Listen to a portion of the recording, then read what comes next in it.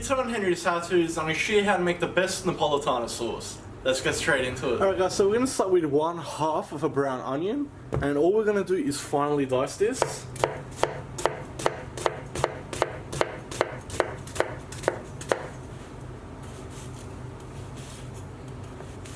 And you want to try and get it as fine as possible.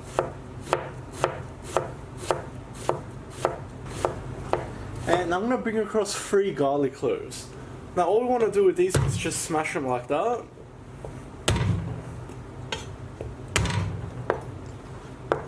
And then we'll just coarsely chop it. Now these don't have to be too fine, because once we cook it and it breaks down, and after we're going to blitz it so we get a nice smooth sauce. So guys, one of the most important ingredients we'll need is fresh basil. Now I've got this from my garden actually. So I grow a lot of my own fruits, vegetables and herbs here. So we only need about half a handful. And we don't need to chop these up, just leave it as is. So let's move on to our stove. Alright, so I'm just going to add about 3 to 4 tablespoons of olive oil into a small pot. And just on a medium heat we're going to add in our onions.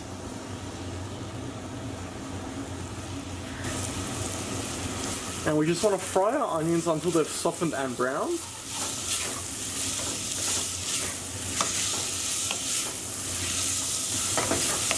Alright guys, so once your onions have softened, we're going to add our garlic in.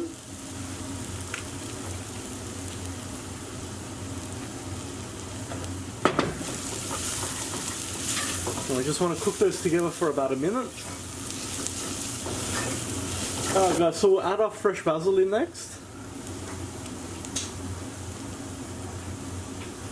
Next, I'm going to add 5 cans of diced tomatoes.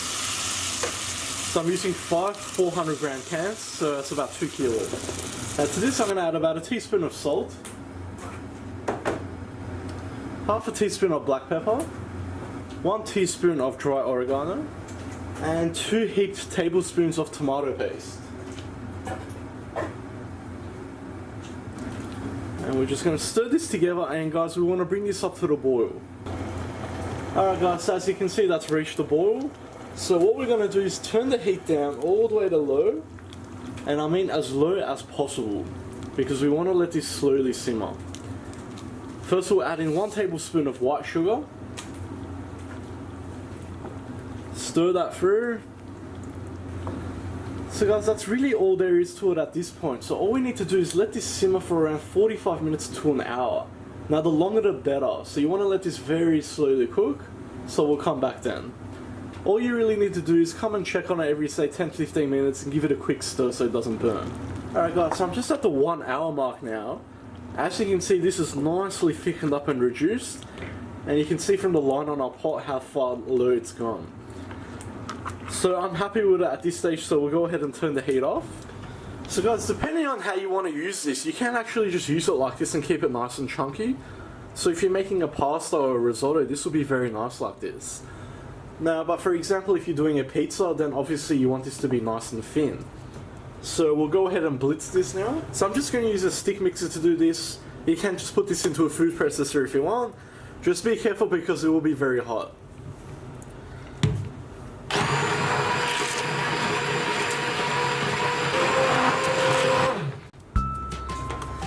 Alright, and there we have it.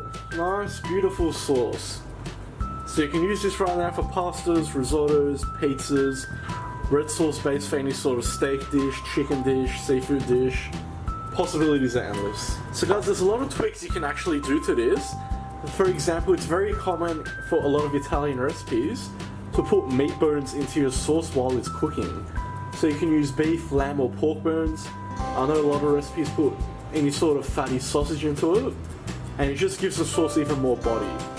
In my case I can't do that because it needs to be vegetarian friendly, and that's all there is to it. So storage wise, let this cool down to room temperature before putting it into the fridge. If you're storing this in the fridge, you'll easily get up to about a week out of it. I hope you liked that guys. Please like, share and subscribe. You can follow me on Facebook, Snapchat and Instagram. If you've got any comments or suggestions, just leave them at the bottom, and I'll see you all next time.